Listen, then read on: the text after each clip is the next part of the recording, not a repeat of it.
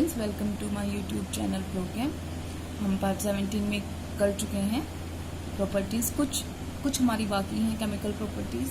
तो हमने oxidising agent की तरह रिएक्ट क्या करता है HNO3 वो हमने पढ़ लिया था। अब हम आते हैं एक्शन विद मेटल्स। तो मेटल के साथ क्या रिएक्शन होती है, तो उसे समझने के लिए आपको पहले एक बात समझनी पड़ेगी कि क्या HNO3 सारी मेटल्स के साथ सेम रिएक्शन दिखाएगा, तो नहीं। अब कौन सी मेटल के साथ दिखाएगा और कौन सी मेटल के साथ नहीं दिखाएगा, उसके लिए आपको रिएक्टिविटी सीरीज के बारे में पता होना चाहिए। तो रिएक्टिविटी सीरीज क्या होती है? आप मेटल्स को उनकी रिएक्टिविटी मीन्स उनकी केमिकल नेचर के हिसाब से वो कितना रिएक्टिव है, उस हिसाब से आप डिक्रीजिंग ऑर्डर में रख देते हैं, तो वो रिएक्टिविटी सीरीज है। सबसे टॉप पर होगी सबसे हाईली रिएक्टिव और सबसे नीचे होगी सबसे कम रिएक्टिव। तो इसके लिए एक छोटा सा मेथड है, मैंने आपको पहले भी बताया हुआ इसके बारे में। पढ़ना, साइंस, मैथ, जिल, हाई कोर्ट, मैसेज। दोबारा से रिपीट कर रही हूँ, पढ़ना, साइंस, मैथ, जिल, हाई कोर्ट, मैसेज। ठीक है। सो पढ़ना से बना हमारा पोटेशियम, एस से सोडियम, सी से कैल्शियम, एम से मैग्नीशियम, ए से एल्युमिनियम, से जिंक, आई से आयरन, एल से लेड, एच से हाइड्रोजन, सी से कॉपर, मरकरी से, एम से मरकरी, एस से सिल्वर और गोल्ड। अब हम इनके सिंबल लिख लेते हैं। पोटेशियम का आपको पता है के होता है, सोडियम का Na होता है, इसका Ca, मैग्नीशियम का तो मैंने पहले लिख दिया Mg, Al, जिंक, आयरन के लिए Fe होता है, लेड के लिए Pb होता है, हाइड्रोजन, कॉपर,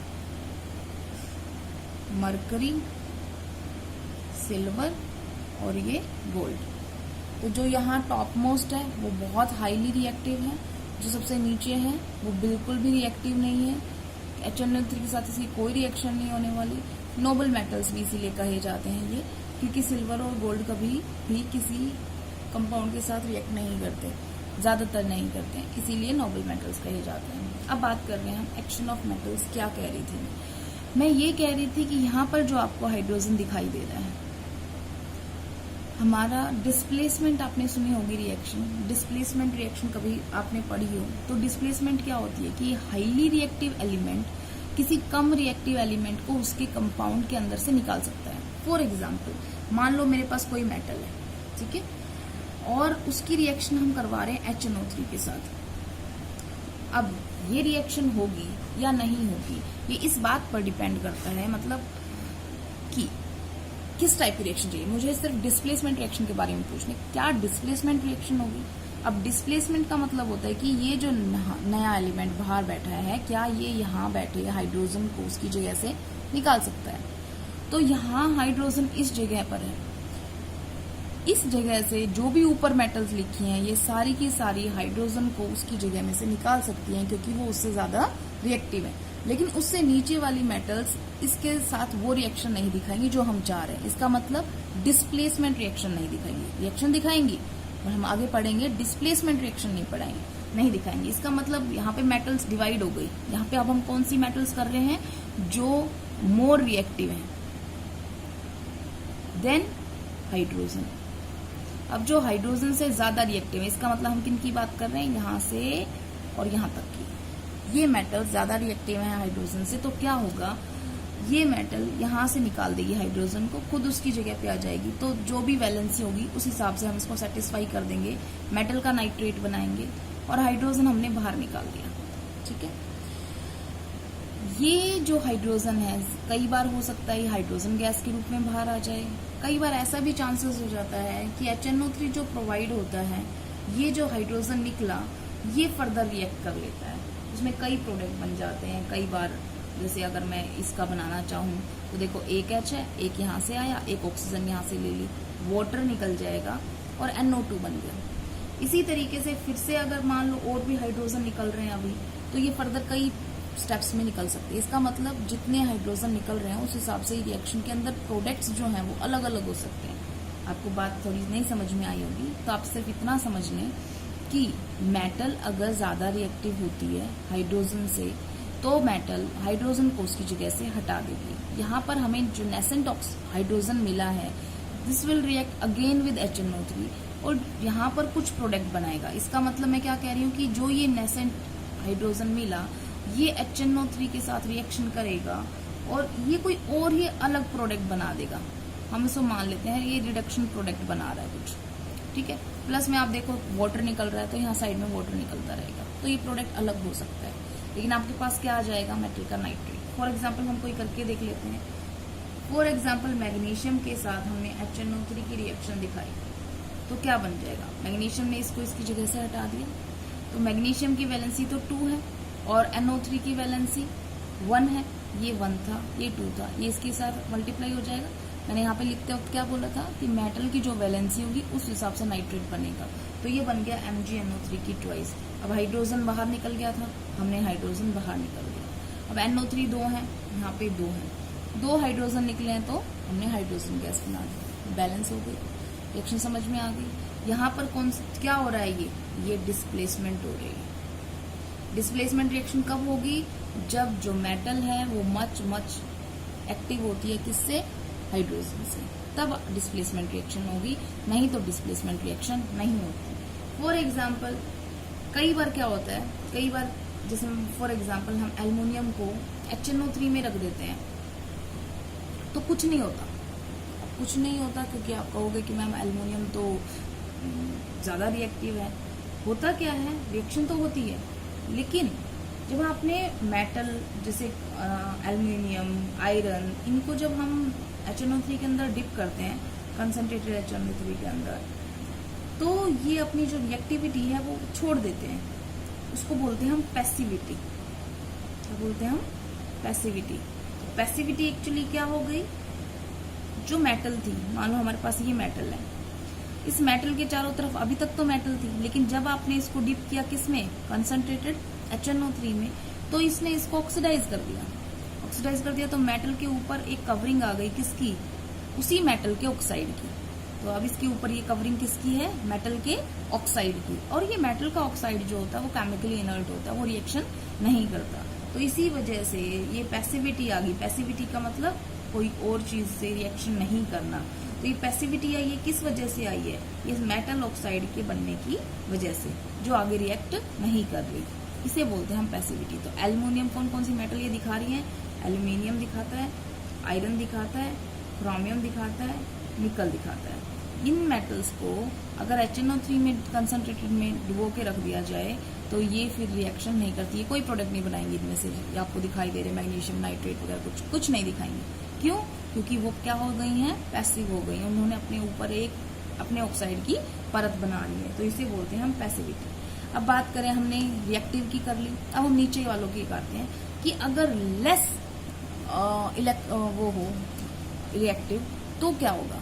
अब लेस रिएक्टिव है तो क्या होता है, फॉर एग्जाम्पल हम यहाँ पर ले लेते हैं हम कॉपर का एग्जाम्पल। जो लेस रिएक्टिव है उस केस में डिस्प्लेसमेंट रिएक्शन नहीं हो सकती, बाकी तो सब कुछ हो सकता है। अब वो कैसे होगा, फॉर एग्जाम्पल देखो अभी हम लेस रिएक्टिव मेटल पढ़ रहे हैं, तो जो नॉर्मल रिएक्शन होती है वो लिख सकते हैं। फॉर एग्जाम्पल हम बात कर रहे हैं कंसंट्रेटेड HNO3 के साथ रिएक्शन। अब कंसंट्रेटेड HNO3 की रिएक्शन अभी आपने थोड़ी देर पहले लिखी थी कि 2HNO3 will give what, HNO3 NO2। Okay, वो पिछले पार्ट में था, दोबारा से लिख देती हूँ मैं। HNO3 अगर कंसंट्रेटेड फॉर्म में है तो हमें H2O मिलता है, 2NO2 मिलता है, प्लस में एक नेसेंट ऑक्सीजन मिलती है, ये आपको पहले लिखवाया मैंने। अब ये नेसेंट ऑक्सीजन कॉपर के साथ रिएक्शन करेगी और क्या बना देगी, कॉपर का ऑक्साइड। ये कॉपर का ऑक्साइड फिर फर्दर रिएक्ट करेगा किसके साथ, HNO3 के साथ। अब ये रिएक्ट कर रहा है और क्या बन रहा है, कॉपर का नाइट्रेट, प्लस में वाटर निकल जाएगा। तो इन होल आप क्या लिख सकते हैं कि किसने रिएक्शन की, कॉपर ने। देखो कॉपर ऑक्साइड तो कॉपर ऑक्साइड तो कट हो जाएगा, ठीक है, ये नेसेंट ऑक्सीजन, ये नेसेंट ऑक्सीजन कट हो जाएगी। अब अगर ये लिख देती हूँ मैं कॉपर प्लस में कितने HNO3, 2 इसमें और 1 इसमें, 3 HNO3 will give rise to H2O, 2 NO2 plus में कॉपर नाइट्रेट। ये हो गई रिएक्शन। अब इसमें और इसमें क्या अलग है? That's difference is only this कि ये ज्यादा रिएक्टिव एलिमेंट्स हैं, ज्यादा रिएक्टिव मेटल्स हैं, तो ये हाइड्रोजन को उसकी जगह से निकालेगी, तो हमारे पास जो आएगा मैग्नीशियम नाइट्रेट वो डिस्प्लेसमेंट करके मिला है। यहाँ पे देखो डिस्प्लेसमेंट नहीं हुआ, कैसे हुई है कि HNO3 ने नॉर्मल रिएक्शन जो as an oxidising agent oxygen provide करनी थी वो की है, फिर कॉपर का ऑक्साइड बना है, फिर कॉपर का ऑक्साइड नाइट्रेट एसिड के साथ रिएक्ट किया है। ठीक है, उसके बाद हम आते हैं रिएक्शन विद नोबल मेटल्स। आपने सुना भी होगा, अभी मैंने नोबल मेटल्स बताया था आपको, सिल्वर, गोल्ड्स। क्यों बोला था नोबल मेटल्स? क्योंकि ये किसी के साथ रिएक्शन नहीं करती। इसका मतलब अगर मैंने सिल्वर या गोल्ड को, इनमें से कोई भी एक को, अगर मैं सिंपल HNO3 के साथ रिएक्शन करवाऊं या HCl के साथ रिएक्शन करवाऊं तो कोई रिएक्शन नहीं होगी। लेकिन आपने सुना होगा एक होता है एक्वारेजिया। एक्वारेजिया के साथ ये रिएक्शन कर लेती हैं। अब एक्वारेजिया क्या होता है? वो गोल्ड को, सिल्वर को सॉल्युबल कर लेता है अपने अंदर। How is it possible? Because aqua regia जो है वो दोनों से मिलकर बना है। एक्वारेजिया के अंदर 3 पार्ट्स होते हैं HCl के और 1 पार्ट होता है HNO3 का। पहली बात तो ये है, दोनों हैं। अब इन दोनों के होने से एक्चुअल क्या होता है? अब इससे पहले ये रिएक्शन होती है, हमें कौन से पार्ट बोले हैं? 3 parts HCl and 1 part HNO3। इन दोनों से मिलके एक कंपाउंड बनता है जिसको हम बोलते हैं NOCl। नाम है इसका नाइट्रोसिल क्लोराइड।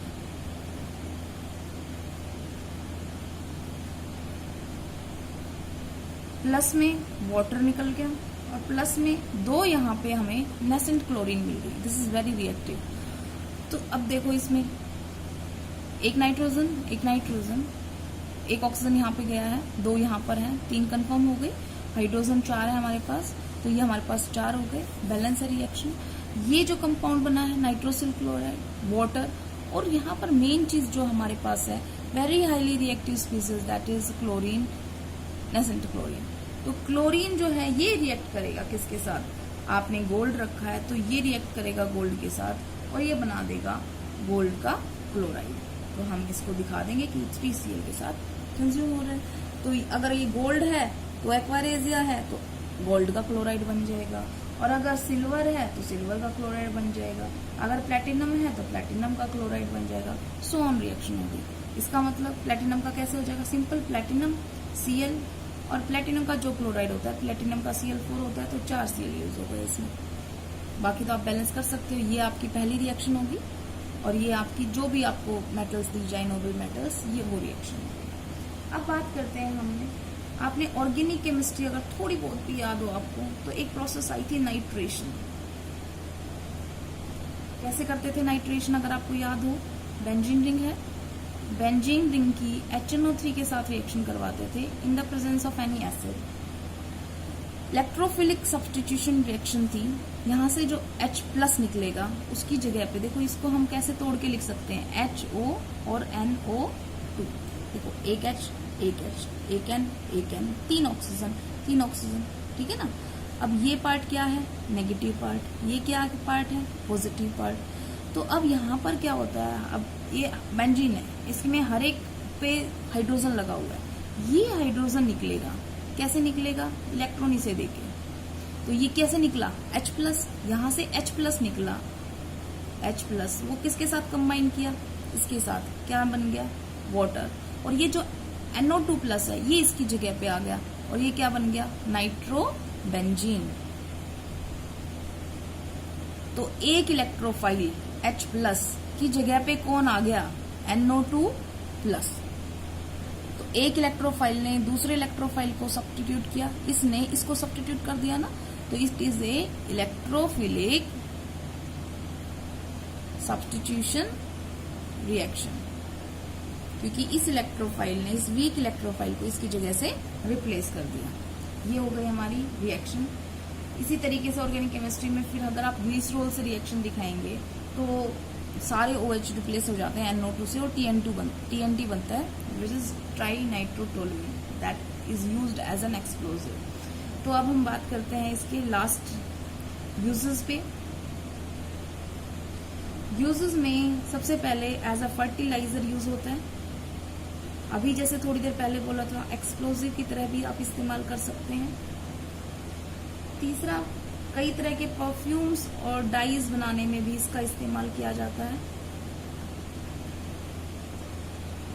अभी आपने पढ़ा था, हमने एक्वारेजिया यूज किया था गोल्ड एंड सिल्वर के लिए, तो गोल्ड सिल्वर की प्यूरिफिकेशन के लिए भी इसका इस्तेमाल करते हैं। ऑक्सीडाइजिंग एजेंट तो आपने पढ़ा ही था, ये इसकी प्रॉपर्टी होगी as an oxidising agent. Silk बनाने में भी थोड़ा बहुत इसका इस्तेमाल किया जाता है, आर्टिफिशियल सिल्क बनाने में इसका इस्तेमाल किया जाता है। और लैब में रिएजेंट तो आपको पता ही है यूज होता है। इसके लिए एक रिंग टेस्ट होता है जिसको बोलते हैं हम रिंग टेस्ट। अब रिंग टेस्ट में क्या होता है कि हम फेरस सल्फेट का फ्रेशली प्रिपेयर्ड सॉल्यूशन लेते हैं, फेरस सल्फेट। अब फेरस सल्फेट में आयन कौन से होंगे, Fe+2।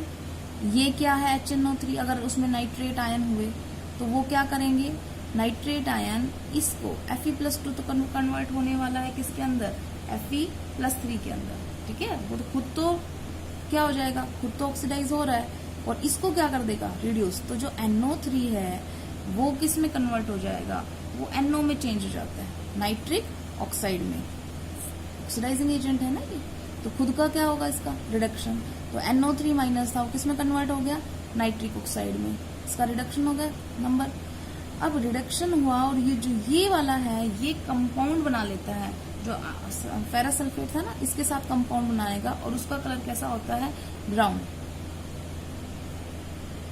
तो ये इसका कंफर्मेशन, अगर ब्राउन कलर आया इसका मतलब नाइट्रेट आयन है, और अगर ब्राउन कलर नहीं आया तो नाइट्रेट आयन नहीं है। दोबारा से क्या कह रही हूँ, फेरस सल्फेट का सॉल्यूशन बनाया गया, नाइट्रिक एसिड डाला गया, brown colour confirms that presence of nitrate. तो अगर आपको कभी ऐसा टेस्ट दिया जाए, कोई सॉल्ट दे दिया तो आप ये टेस्ट करना हो तो आप उस सॉल्ट को लेंगे, उस सॉल्ट के साथ आप फेरस सल्फेट का सॉल्यूशन डालेंगे और थोड़ा बहुत उसके अंदर हम एसिड डाल देते हैं, और फिर जैसे ही वो उसके साथ टच होगा सॉल्यूशन के साथ तो डार्क ब्राउन कलर की रिंग आ जाएगी। अगर रिंग आती है तो इट मीन्स नाइट्रेट कंफर्म है, अगर रिंग नहीं आती है तो नाइट्रेट एब्सेंट है।